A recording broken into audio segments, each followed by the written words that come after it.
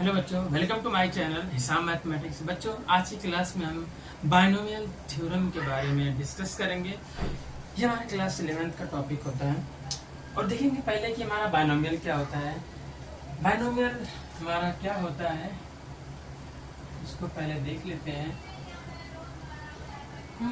Binomial ऐसा expression जिसके दो टर्म होते हैं उसको कहते हैं बाइनोमियल। जैसे अगर एग्जाम्पल में हम कहें ax प्लस बी, हमारा क्या है बाइनोमियल है, क्योंकि यहाँ पे दो टर्म है। या फिर अगर बात करें 2x माइनस 3y, ये भी क्या हमारा है एक बाइनोमियल है जिसके दो टर्म है। फिर हम कह सकते हैं 3x का स्क्वायर माइनस 5y का क्यूब, ये भी क्या हमारा है बाइनोमियल है। तो पिछली कक्षाओं में ये हमने पढ़ रखा है कि किसी बाइनोमियल का स्क्वायर और उसका क्यूब हम कैसे फाइंड करते हैं। जैसे अगर हम ये कहें 99 का स्क्वायर निकालना है तो इसका हम स्क्वायर कैसे निकालेंगे, कहते हैं 100 माइनस 1 का स्क्वायर करके, स्क्वायर का यूज करके। फिर जैसे हमारे पास 9900 का इसका क्यूब निकालना है, इसे क्यूब को भी निकाल सकते हैं। फार्मूला हमारा बन जाएगा 1000 माइनस 1 का क्यूब। तो स्क्वायर और क्यूब हम पिछली कक्षाओं में पढ़ चुके हैं, इसका यूज करके हम इसका वैल्यू निकाल सकते हैं, कैलकुलेट कर सकते हैं, ठीक है। लेकिन अगर इससे बड़ी पावर का हमारे पास कोई एक्सप्रेशन मिल जाए, जैसे अगर हम कहें कि हमारे पास 99 की पावर 6 इसको फाइंड करना है, या फिर कहते हैं 101 की पावर 7 है इसको हमें फाइंड करना है, तो हम क्या करेंगे, इनका रिपीटेड मल्टीप्लिकेशन करके इनकी वैल्यू को फाइंड कर सकते हैं। थोड़ा से डिफिकल्ट होता है। अगर मान लेते हैं और बड़ी पावर है, जैसे यहाँ पे हम इसका एक्सपेंशन निकालना है 2x माइनस 3y, इसकी हम पावर को ले लेते हैं 8। इसका हमें क्या करना है, इसका एक्सपेंशन निकालना है। हाँ, हम रिपीटेड मल्टीप्लिकेशन का यूज करके हम बार बार मल्टीप्लाई करके दो का हम निकाल सकते हैं, लेकिन ये डिफिकल्ट होगा, थोड़ा से जटिल होगा, कठिन होगा। तो इस प्रॉब्लम को दूर करने के लिए एक थ्योरम का यूज किया जाता है जिससे आसानी से हम एक्सपेंशन निकाल सकते हो बड़ी पावर वाले का, अगर इंडेक्स हमारा बड़ा है तो, जिसे कहते हैं बाइनोमियल थ्योरम। बाइनोमियल थ्योरम हमारा, जैसे अगर हम ये कहें a प्लस बी की पावर n, ठीक है। बाइनोमियल थ्योरम जैसे a प्लस बी की पावर n के लिए हमें यूज करना है, जहां पर हमारे पास n की बात करेंगे तो n हमारा कोई इंटीजर होना चाहिए, ठीक है, और रेशनल भी हो सकता है। तो a प्लस बी की पावर n प्रकार का हमें क्या करना है, यहाँ पे एक्सपेंशन पढ़ना है, और n की वैल्यू कोई इंटीजर हो सकती है। और यहाँ पे हमें सिर्फ पॉजिटिव इंटीजर का ही स्टडी करना है। इस सिलेबस में हमें यहाँ पे सिलेबस में केवल पॉजिटिव इंटीजर को लेके ही एक्सपेंशन करना है, उसके लिए हमें बाइनोमियल थ्योरम को पढ़ना है। अब पॉजिटिव इंटीजर के लिए बाइनोमियल थ्योरम को कैसे हमें फार्मूला में कैसे आएगा, थोड़ा से पहले क्या करते हैं कि एग्जाम्पल लेके हम समझते हैं। तो यहाँ पे अगर हमें पॉजिटिव इंटीजर बाइनोमियल थ्योरम पढ़ना है तो सबसे पहले जैसे हमारे पास है बाइनोमियल, ये बाइनोमियल है a प्लस बी, अगर इसकी पावर हम क्या कर दें 0 कर दें तो पता है क्या आएगा, इसकी वैल्यू 1 आएगी।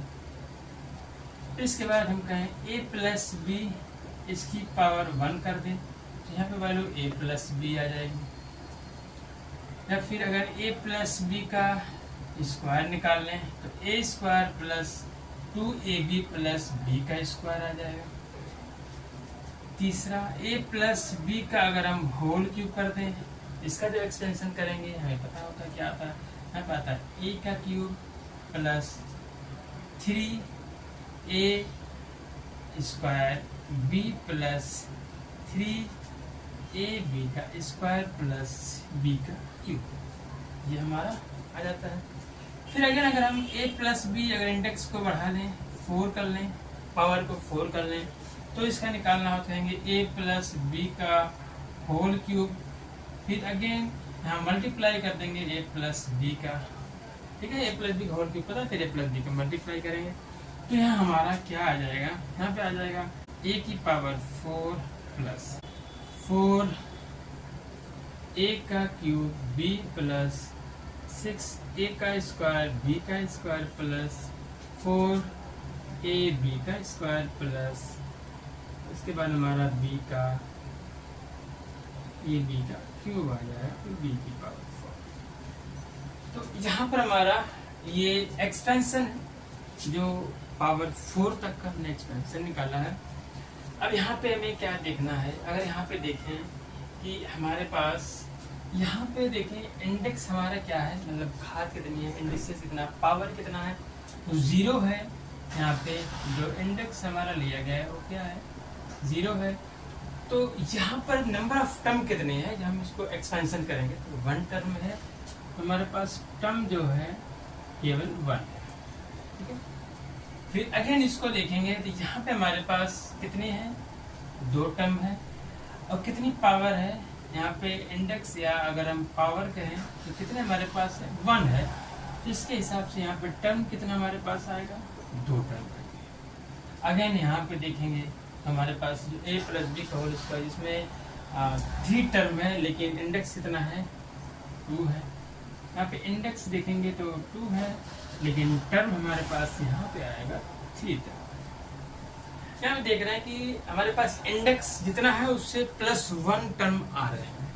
अगर 4 इंडेक्स है 4 + 1 तक हमारे पास टर्म आएंगे इसमें, इसका एक्सपेंशन करने के बाद। इसी तरह यहाँ देखेंगे तो इंडेक्स हमारा क्या है, 3 है, और फिर टर्म अगर इसको हम कैलकुलेट करेंगे तो आ जाएगा 4 टर्म, 1 2 3 4, एक्सपेंशन करने में 4 टर्म आ जाएगी। इसी प्रकार यहाँ भी देख रहे हैं कि हमारा जो इंडिसेस है या इंडेक्स है कितना है, 4 है, और यहाँ पे जो टर्म की वैल्यू कितने टर्म है, नंबर ऑफ टर्म यहाँ पे 5 है। यहाँ पे देखेंगे जो हमारे पास टर्म है, जैसे यहाँ पे हमारे पास 2 वेरिएबल हैं या फिर 2 टर्म है, एक टर्म ए है दूसरा टर्म बी है। तो जो पहला टर्म है उसकी पावर जो है देख रहे हैं, तो पावर जो है डिक्रीजिंग ऑर्डर में डिक्रीज हो रहा है, 1 by 1 एक कम हो रहा है। जैसे यहाँ पे ए की पावर क्या है, 2 है, फिर अगले वाले में 1 हो गया, अगले वाले में 0 हो गया।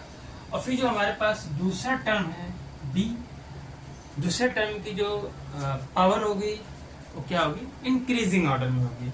फर्स्ट की डिक्रीज कर रही है और सेकंड की इंक्रीज कर रही है। जैसे यहाँ बी है, यहाँ बी की पावर नहीं है तो मतलब बी की पावर 0 है, यहाँ बी की पावर 1 है। फिर यहाँ पे देखेंगे बी की पावर 0, बी की पावर 1, बी की पावर 2, बी की पावर 3। इसी तरीके से इसमें देखेंगे तो ए की पावर हमारी क्या है, डिक्रीजिंग ऑर्डर में, ए की पावर 4, ए की पावर 3, ए की पावर 2, 1, 0, जबकि सेकंड टर्म बी है, इसकी पावर क्या है, बढ़ रही है। और एक चीज और देखना है यहाँ पे कि हर एक टर्म की अगर हम होल पावर देखें, जितने भी दोनों टर्म की मिला के पावर देखेंगे, तो हमारे पास जो इंडेक्स है, जो पूरे ए प्लस बी होल का जो पावर होगा वही पावर आएगा, सेम पावर। जैसे यहाँ पे देखें ए की पावर 4 है, यहाँ पे पावर 4 है, ए प्लस बी की होल पावर 4 है, यहाँ पे 4 है, ये हमारा 3 है पावर, ये पावर 1 है तो मिला के 4 हो गया, यहाँ पे 2 4 हो गया, यहाँ पे 1 + 3 4 हो गया, पावर 4। तो हर एक टर्म की जो इंडिसेस होगा, जो इंडेक्स होगा, जो पावर होगी वो क्या होगी, सेम होगी। अब आगे हम क्या करते हैं कि इनके जो कोफिशिएंट आए हुए हैं, जो टर्म के हर एक टर्म के कोफिशिएंट है, उनको थोड़ा सा हम क्या करते हैं, अरेंज करते हैं। यहाँ जैसे मान लेते हैं यहाँ पे हम इंडेक्स दिखा देते हैं, जो पावर है, फिर यहाँ पे इसके नीचे हम क्या दिखाएंगे, कोफिशिएंट दिखाएंगे, हर एक टर्म की कोफिशिएंट, ठीक है, ये चीज दिखाया है। इंडेक्स मान लेते 4 तक है, इंडेक्स 0 पे 1 2 3 4, ठीक है, ये हमारा हो गया। अब यहाँ से देखते हैं, जब पावर 0 है तो पहले हमारे पास कोफिशिएंट क्या आता है, 1 आता है, ठीक है, 1 आ गया। सेकेंड में देखेंगे ए का कोफिशिएंट 1, अगेन फिर बी का कोफिशिएंट 1, यहाँ पे हो गया। फिर यहाँ देखें ए स्क्वायर, ए प्लस बी होल स्क्वायर, ए का स्क्वायर कोफिशिएंट 1 है, यहाँ पे इसके नीचे लिखेंगे, और 2 के सामने, यहाँ पे 1 के सामने हो गया 1 1, फिर 2 के सामने क्या होगा, ये 1, ए का कोफिशिएंट 1, फिर हमारे पास कोफिशिएंट 2, अगेन 1, ये हो गया, 2 का हो गया।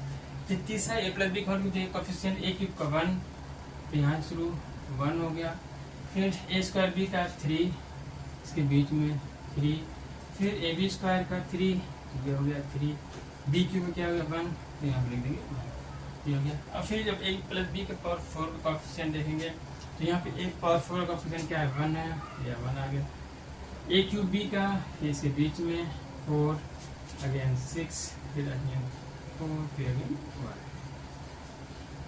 ठीक है, इस तरीके से हम इसको कर सकते हैं। ये हमने क्या किया है, इसको अरेंज कर दिया है।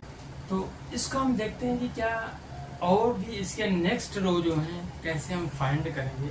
उसके लिए देखो यहाँ पे हमारे पास जैसे ये आ गया, अगर हम देखें तो यहाँ पे 1 और 1 अगर देखें तो ये प्लस होके क्या है, ये प्लस होके 2 आएगा, 1 + 1 2। अब यहाँ पे इसका टर्म जो है ये 2 + 1, मतलब सेकेंड वाले में 2 + 1 3, अगेन यहाँ पे 2 + 1 3।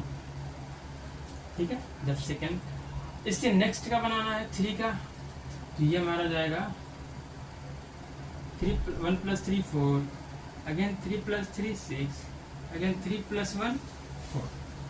ठीक है, अब इसी में अगर हमें 5 इंडेक्स हो, मतलब इंडेक्स 4 वाला है, 5 इंडेक्स वाला निकालना है, तो कैसे निकालेंगे, इसी के आगे हम निकाल लेते हैं। थोड़ा सा इसको इधर लिख देते हैं यहाँ पे। अब क्या, अगर 5 इंडेक्स है तो 1 यहाँ पे आएगा पहले, फिर अगला टर्म जो होगा इसके और इसके बीच में कितने आएंगे, 1 + 4 को ऐड कर लो, क्या आ जाएगा 5 आ जाएगा।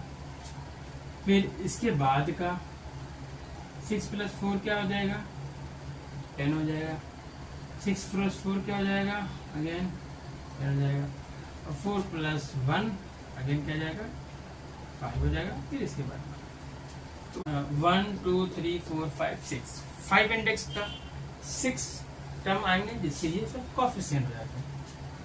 ये जो हमारा ट्राइंगल बना, ये जो हमारा शेप है, ये एक ट्राइंगल के शेप का होता है। ठीक है, जिसका एक वर्टेक्स जो क्या होता है, ऊपर 1 वाला एक वर्टेक्स देता है, और दो ये हमारे 2 साइडें होती हैं ये जो हमारे पास है।